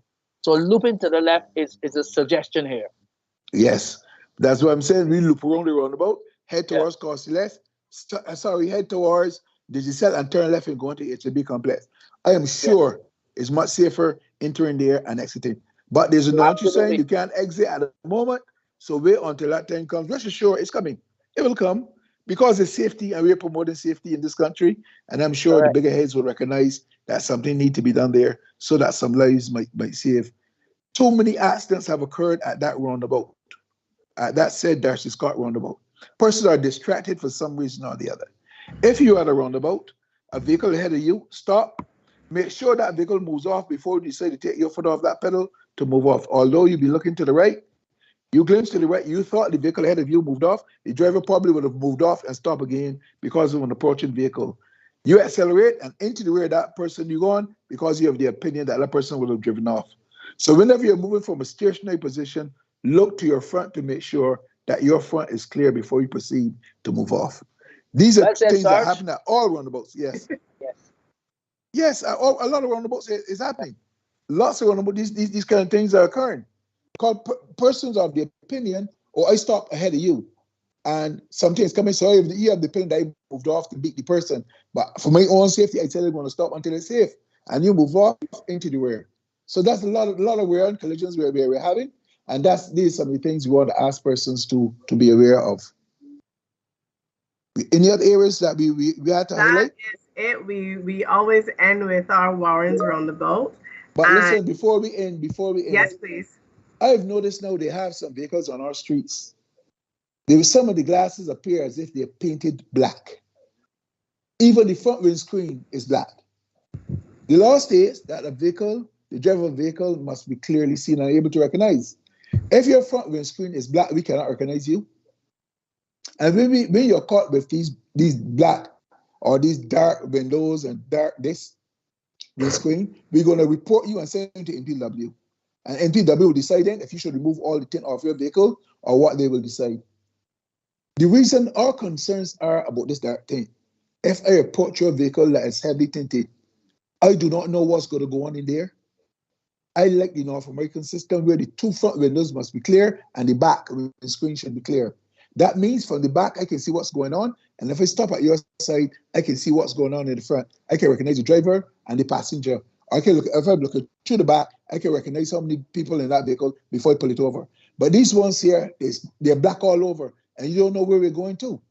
We could probably approach a vehicle that's heavily tinted. A wanted person could be in that vehicle. Who knows what the results would be? All lives are at risk with persons that drive around with these heavily tinted vehicles. In my little discussions with my people, I ask them to stay back and ask the persons to lower the windows when they're approaching for their own good so they can see what's going on the inside first before they approach And gone are the days where we should just go next to the side of a window and ask a man to lower, the occupants to lower the windows. We don't know what you're going to be faced with because you can't see. You cannot see what's going on in there. That's I'm definitely hoping. the reality of the times. We have a question in the chat about, I think we've spoken about this before, but we'll do it one more time. The roundabouts in town. We know that there's actually one roundabout that has some construction going on. That is the one by what we would call the Globe. But I don't know that we call it that anymore. But we have that one there. And then we have the little one-ish between when you're heading towards the hospital. We had some discussions on that. Belmont Road. Yes, Belmont. Yeah. Yes, so Junior can attest, when you're approaching that roundabout from Belmont Road, there are 2 lanes that clearly marked with a solid line and arrows. The left lane will take you left onto the hospital, and the right lane will take you straight on to Bridgetown or go towards Halls Road. But however, if you're coming from Halls Road to that roundabout, there's only 1 lane. There's no solid line in the road to indicate there too. It's only at the mouth of the roundabout that discussion that common sense can prevail. Common sense can prevail that you use the right side if you're going towards the hospital, and the left lane will take you on Belmont Road. That's the only thing that is there that common sense should prevail. There are no markings there telling you that left lane, a visitor to the country might use the left lane and go straight on to Martindale's Road. Because in England, the drive on the left side road, left will go straight or turn left. Yeah. But here, we use the left lane to turn left. So if you're going to go to Belmont Road, we go at the mouth of the roundabout, we're going to turn left to go up Belmont Road, and the right lane will take you across to Martindale's Road. Correct. Oh, I saw another hand up. I think it was from Victor. If you would like, Victor, you can access the questions in the chat. Let me see if I can turn your mic on if you would rather that. Give me a moment. I have to search for your name.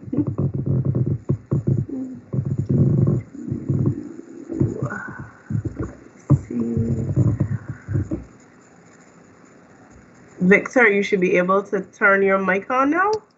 Hi, good evening, everyone. This is very good. This is my first time on the webinar. I'm really enjoying it, and I totally agree with you, Mr. Sergeant Johnson, as well as Junior Jordan, about these tinted windows. And one of the things you should really, I remembered as a youngster when I was growing up, when the rain is falling, those tint windows were in the reverse. You cannot see anything, see out of the vehicle properly.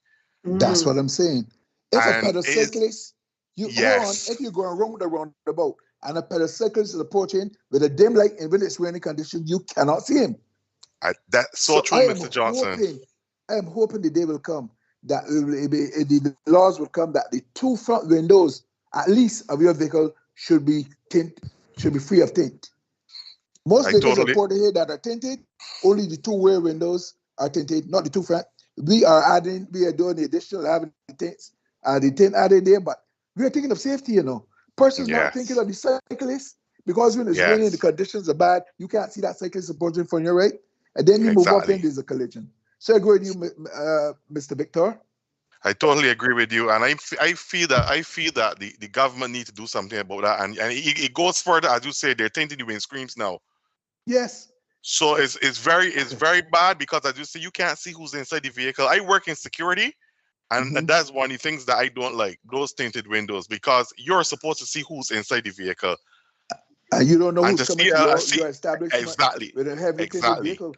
Yep, exactly. And then these guys now got the windows thing so dark. Now they're looking over the top of they're not bringing down the windows altogether, so they're looking over the top of the glasses, which is not good. That seems very shady. It really depends on the area of security you work in. I'm sure you should be concerned. If you work in where VIPs probably might be going or might be residing, then you got to be careful the kind of persons that might be entering. You don't know the motive or what they have in the vehicle.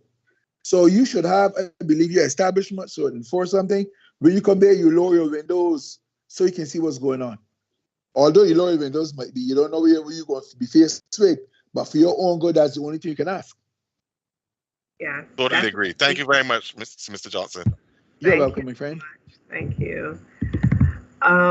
These are all totally noteworthy, and they're for the safety of everyone involved, I'm sure, because I look at it on a different note. If you are, for some reason, something happens and no one can see into your vehicle to help, to assist, to even alert that something's happening to you in the vehicle, it can work in the opposite for you.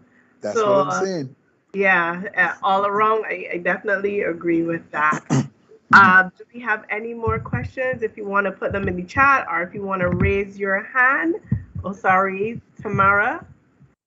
Oh, a lot of people are jam busting at the hospital around the boat. We spoke about from Purity when they're going to the CGA or vice versa. Please tell them they're not to. Sergeant Siebert will say again. But you didn't know. Not that they don't know, you know. The right lane coming from Purity will take you to River Road. The left lane to Jimmers Lane. Right lane take you River Road or Martindale's Road. But you will find, Rochelle, that when traffic is heavy anywhere, you will find a Bajan coming down the left lane to break the traffic rules. Many public service vehicles, they do it. Shoot down the left lane. Once you're on the right lane trying to get into River Road, they try to get around you to go down to River Road too. But they know because the areas are marked. All these areas are marked showing that the left lane to turn left and the right lane to take you straight on. And like we said, this jam busting exercise should only be carried out on the ABC Highway, no other areas. But yet persons continue to do it. But the thing is, when you're involved in a collision now, there's a problem because you're overtaken on the left. And you shouldn't be over there. So that's where the problem lies. So we just want to remind those persons who commit this act to be well aware. Yes. We also have the question here about flyovers. So we know that on the ABC Highway by the Caribbean Broadcasting Corporation, we have a walkover. But we do not yet have any flyovers. How, I guess the question is, how are we feeling about the implementation of flyovers? I personally would welcome it.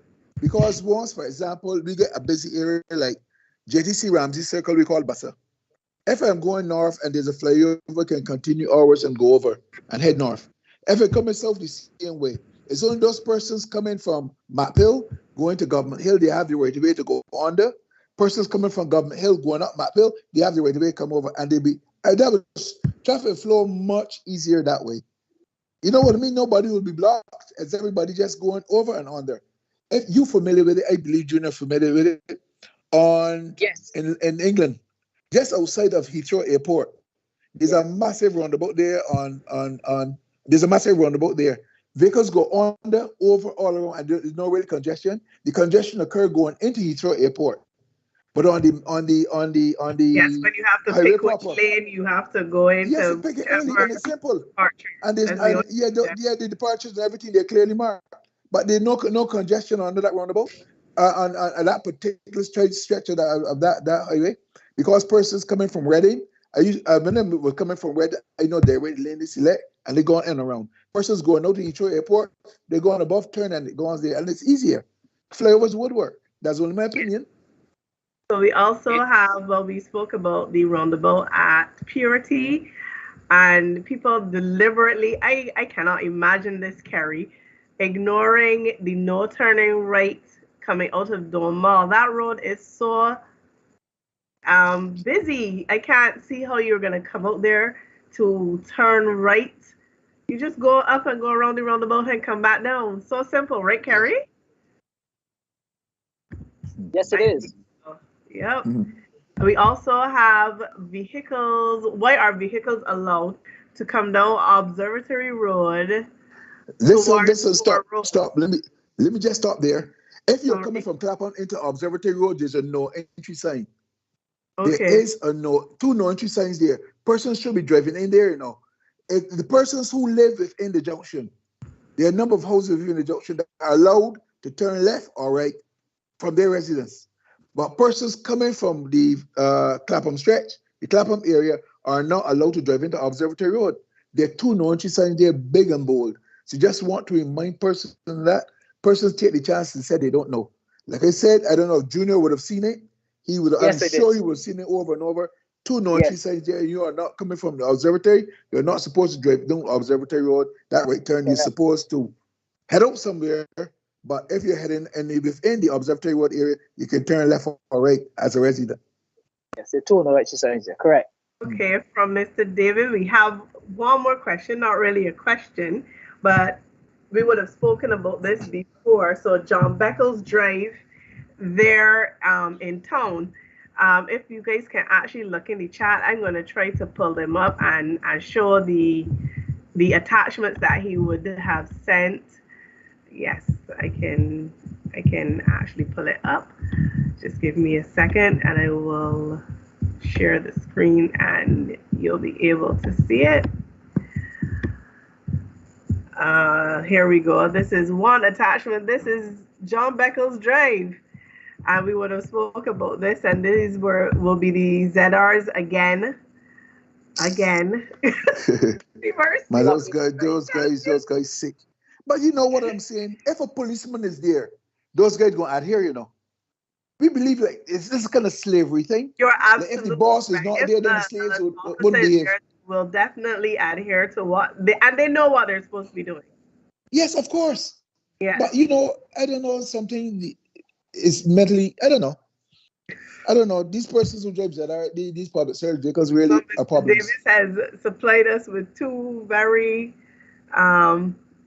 damning, let's go with that, photos that show obviously the incorrect thing being done. They're making out there now a ZR terminal, like they go there and they park right next to this the little insurance company there on your left, and block up all around there. That means Let me say something. Coming out. Yes, go ahead. Let me say something that I've said publicly more than once. Any PSV, any driver who stops at the wrong place other than a designated stop, with due process, the demerit point should be in place, and the license suspended or revoked in a worst case scenario. And this I've also said, any commuter who gets on any PSV other than a bus stop should be fined $500, of course, with the use of cameras. And you will see that all of this nonsense will stop because it does not obtain a signal. It does not obtain a signal. It does not obtain in London. A vehicle will not stop for you other than the designated stop. Fines will make the difference with due process and prosecution. I agree with you, my friend. I've been saying that for years. We've done it before. Persons were prosecuted for entering and exiting public service vehicles other than a bus stop is aiding and abetting the commission of an offense. Correct. Yeah. Aiding and abetting the commission of an offense. That means you aid the driver to stop there for you if the driver reported for picking you up, and you'll be prosecuted for aiding and abetting him to committing that offense. But persons have the opinion, no, you can't report me, you know. You can be. So just want to remind persons, I've seen it done. Persons, I've been to court where I saw persons were prosecuted for already, and it can happen again. So those, you know, you give way to the elderly or persons, at least with a child sometimes. But, you know, London, where you are the elderly or you have a child, otherwise that bus driver going to put you at the bus stop. Yeah. Or in North you got to make your way. Yeah. That's what I'm saying. You got to make your way. However far it is, you got to make your way by walking. But here, sometimes you might tend to give way. You will find a driver might stop here because of an elderly person or a disabled person or a person with challenges. You might just stop and let that person down. But in London, I've seen where persons with dogs, man, who are blind and using the dogs to assist them, the driver stops directly at the bus stop. And then you got to make your way back. I said visibly impaired. Just use the word visibly impaired. And use the dogs. Use the dogs to get around with. Like seeing dogs. They'll see dogs. Yeah, the dogs know when to get. The dogs go and they stop at the bus stop. The driver stop in front. The dog get in, and the person is being let in by the dog. Excited. Yeah. They really get to the home, go to the bus stop. The dog get there, and the dog will let the person out. They're animals that don't know what's right. So what can't we do what's right? True. So I see 2 more questions here. We're gonna do these 2 last questions. Rosemary Best wants to know about, I believe a few years ago, we had some laws that came into play regarding people on the back of trucks. I discussed that this morning. Yes. She says, sometimes This year too, I can't remember. This year we've lost someone, or late last year, where a person fell off. Do you remember when it was? Where a fellow fell off a truck and he died? I didn't late last year, or at least late last year. And that's not the first time it happened, you know. And there's laws there. There are laws there which prevent persons from doing it. Some guy raised this. And it happened in St. Philip. Yes. Yes, it did. Yes. Yeah, one happened in St. Philip. Yeah, that one happened in St. Philip. This year, Junior, or last year, this time is going on so quickly. I'm not really keeping up. And then one happened right there in St. James, going towards Sandy Lane. Remember, a guy fell off a truck down there too. You wanted this in St. James. Yeah. Thank you so much. These are things that we're a little bothered about.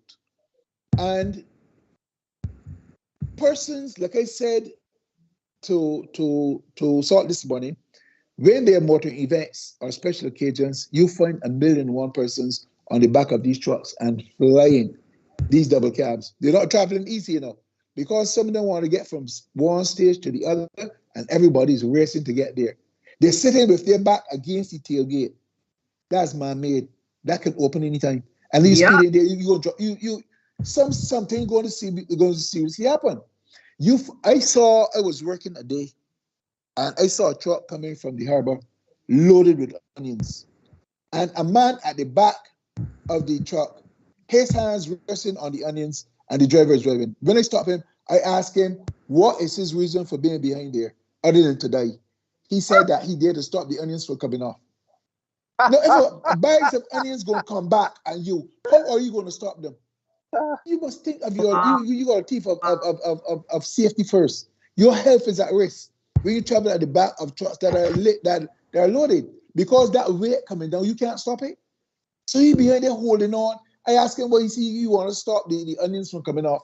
So he prefer the onions to come off anyway. But I just want to remind persons, the law states you shouldn't be driving on those things. Someone asked this morning during elections, and after that, you'll find that persons drive around on trucks and everybody, politicians and that. If you want to be involved with that kind of activity at the election, the chief technical officer or the or chief licensing officer, someone there, MTW, will give you permission and writing for you're allowed to do it. If you have workers and you're going to transport them in your vehicle, it must be covered. It should be a top on that vehicle and proper seating for these persons to be transported. Yes. It must be covered and proper seating provided for persons to be transported. So I hope that from now onwards, we don't see these group of persons traveling in the back of these vehicles, especially going to these events, and they're back against these tailgate and open with these. The driver speeding going along and you on the road, and then whatever following, probably another heavy duty, another one of the same vehicles, and then you're a victim. So we just want to remind you, think of safety, think of your life and the life of others. We have two questions here from Tamara. First one, I would like to actually give some advice about this one, and I'm sure that Junior and Sergeant Siebert will agree with me. Tamara is asking basically about traversing the area by our offices, by 1 Haggett Hall. The Signia Globe office is actually right there by Starbucks, by Slam. On the other side, Slam is in one building. We are in the new building there by Starbucks. This is about people coming off of the highway. And turning right.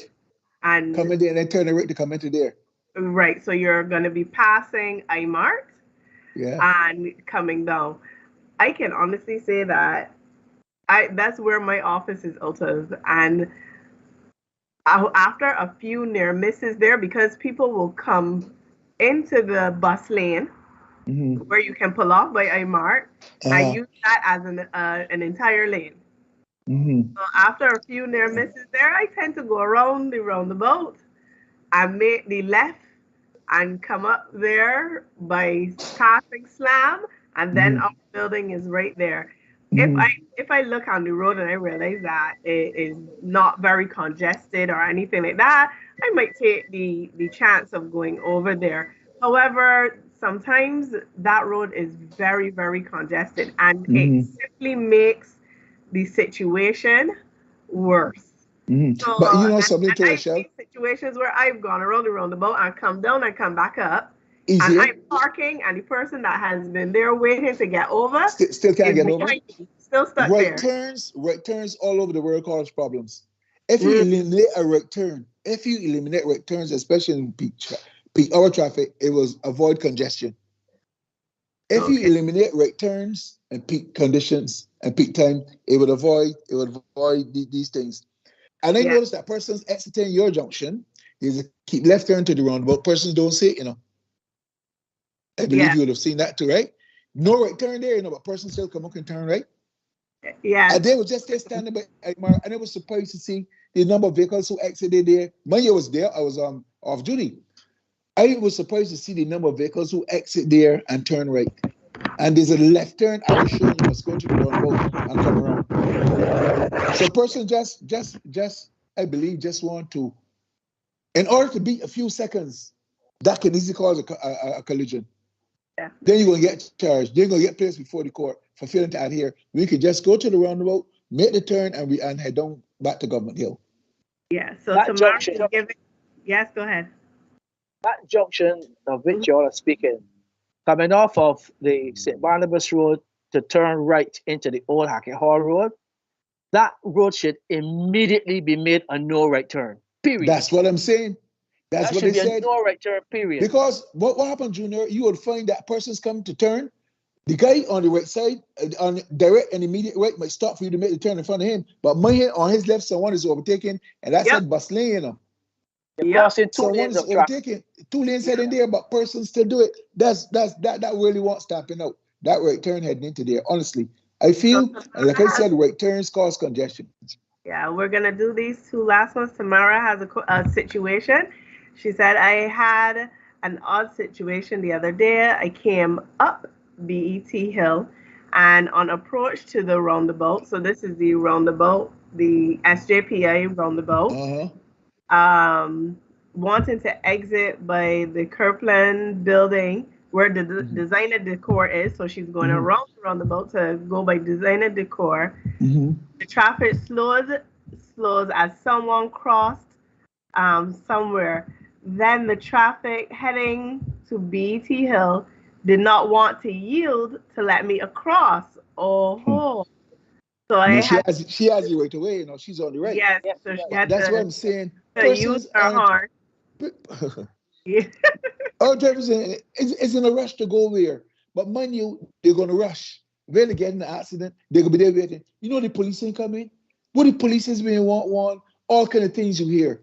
But only if you take that extra caution, that accident would have occurred, and we have so many things to do. But we see money, we're gonna come, and I would advise you if you're involved in a collision, make sure that the police is involved in it. Just to be wording that scope a little, you would find Junior ran into the back of my car. Junior gave me the name of Rochelle, and I live in X place, and my phone number is this. I can get back to you. I didn't know about you yet, but I named that number, and I name don't exist. And then your repairs at you. Absolutely. All persons who talk sweet are not as sweet as they appear. I've seen it, and I've heard it, and I've been seeing it, and it's still happening. So I will let you guys finish with the cell phone question. However, Rosemary she's asking if you can turn right if you're coming up Calumet. So we've left the hospital. Hospital is on our right, and we turn left, and we're going up Calumet. The St. Ursuline Convent and St. Angela's School is to your left. Before you get there, right by the roundabout, are you allowed to turn right into Purity? There are double lanes there. You shouldn't be crossing those double lanes. You shouldn't be crossing double lanes. And what we found, persons coming on Calumet to turn right to go into those schools there too. It happened. Yep. But you shouldn't be turning right on double lanes to go into Purity. And coming out of Purity, you shouldn't be turning right either. You should be turning left and going to the roundabout. So you should use roundabout. But persons don't want to go up the road to come back. So what they will do, they'll try to dash across. But mind you, if there's a collision, you're in problems. You have problems all around. So you just want persons to be careful. And you were speaking of cell phones just now. Some person asked me only this morning. We have someone named P. Says too often I see drivers using their cell phones to their ears while the vehicle is in motion.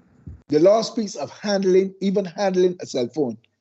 If you're caught with it in your hand, you don't know what you're doing with it, you're caught with your hand, you will be prosecuted for it. The law says for handling, manipulating a cell phone whilst your vehicle's in use. Persons just driving and with cell phones as if it's not an offense and nothing happens. Sending voice Texting, doing all kinds of things. But these things cause distractions. That because we're on collisions. We had a lot of wear collisions before, and the reduction and deduction of the fines of that cell phone. We noticed a reduction in accidents. Nice. But then too, quickly before we go, I have a little detail at 10 for 8 o'clock, so I got to make a shift. I just want to say to you, this is for the ladies now. You will find on Clapham, well, I saw it on Clapham Road the other morning. I was stationary on Clapham Road. We call Clapham Road coming from Garfield Suburbs Road, about going down, we call Willie Road there. I saw a lady driving and she's making her face as she was driving going down. Rochelle, you there? Rochelle? Hello? I don't know. It surely was not me that you saw. It wasn't you. It wasn't you. But I'm saying I've seen it. I have no idea. I would not do that. I don't know if you wear makeup or not, but I see some people passing in the mirror. They're doing this, and then the vehicles in front, they ease up the foot off the accelerator, back on, and when you didn't look forward, you see how far they're going, but still patting down. So just one of my persons, man, do all you gotta do when you get home from home, or wait until you get to work and do it. Yeah, I'm not pretty yet, but this things happen. Thank you very much, Sergeant Siebert. Thank you very much, Junior. And thank you all the participants for coming in and interacting with us. You take the information and then you interact with us, and we are very appreciative of that. So we want to say a hearty thank you. We are going to do a little bit of a draw, so you can look out. Everybody had to register, so you can look out and you will get an email from me about something you would be able to get from our first gear loot. So we'll make that choice after and we'll let you guys know, okay? So thank you. You're most welcome. Thank you all very, very much. I think Barry's there waiting to play us out with our Signia Globe information. And you guys can stick around and take a look at the video, and as you want to, you can filter out. So have a great afternoon, evening, whatever you do. Please remember to stay safe on our roads, okay? Great, all the best. All right. Bye-bye. Cheers.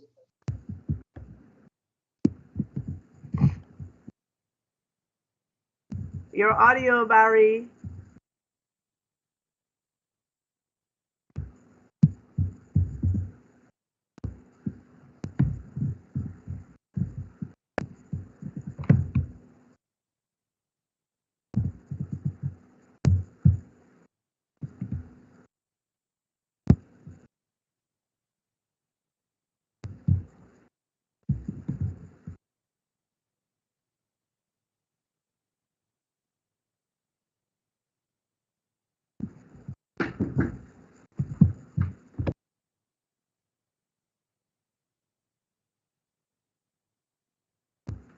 The audio is still missing, Barry.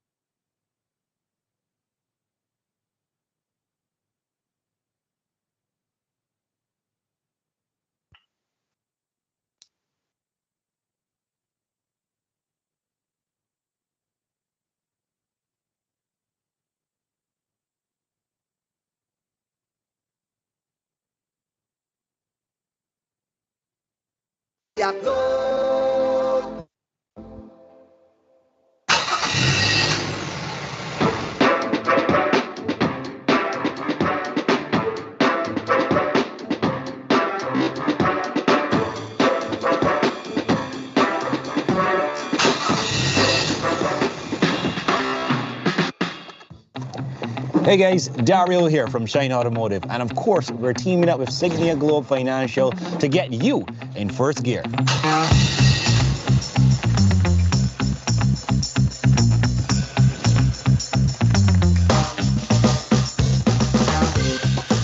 We're all about helping you become confident and safe on the road, especially with your new vehicle, with some safety tips and best practices. So let's not wait, let's get in gear. Now, typically, there are two types of drivers. Persons that like to do this, and then persons that like to sit like this. Both of them aren't the best practices for driving. What you want to do is you want to be able to find your most comfortable position, but also maintain as much control over your steering and pedals as possible. So depending on your height or your physical disposition, you choose a seat positioning that allows you to have a bent knee. You don't ever want to be struggling to reach the pedals, or you don't want to be too close onto the pedals as well. So give yourself some room. Make sure you have a comfortable knee position. Right here, your steering, a lot of new vehicles have the ability to either move up, down, or a little bit to you or a little bit further away from you. Obviously, because of your height, you could determine what position is ideal for you. In this case, you want to be able to have a position that allows your elbows to bend. And if you're at your 3 o'clock and 9 o'clock, you could actually maintain and control the steering wheel quite easily. You don't want to be too far, as I said, or you don't want to be too close. Join us for more tips and tricks on how to manage and prepare yourself to be the most confident and comfortable driver on the road. Compliments of Signia Globe Financial and Shine Automotive. See you guys soon.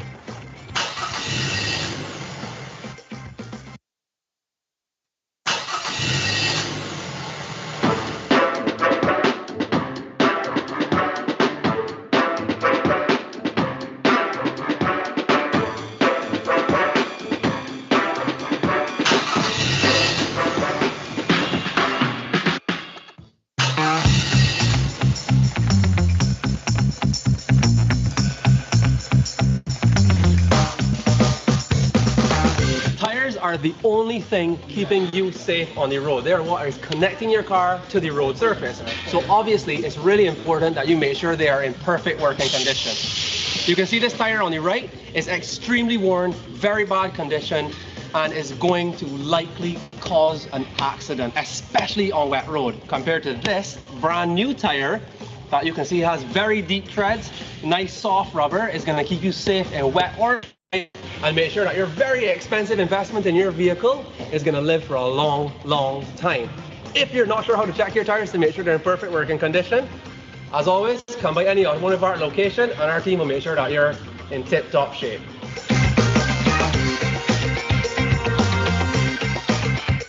Life has trials and tribulations. On your journey they will come test you. Put yourself in a position for somebody strong to come bless you.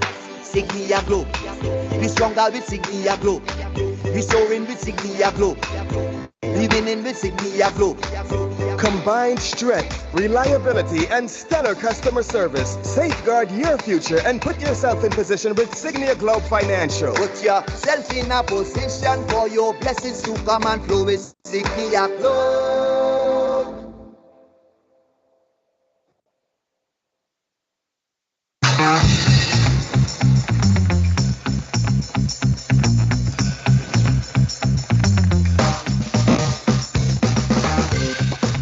Having a steering wheel cover with some grip actually allows you for better control of your steering wheel, especially those persons who suffer with sweaty palms or who tend to drive for long periods, like this.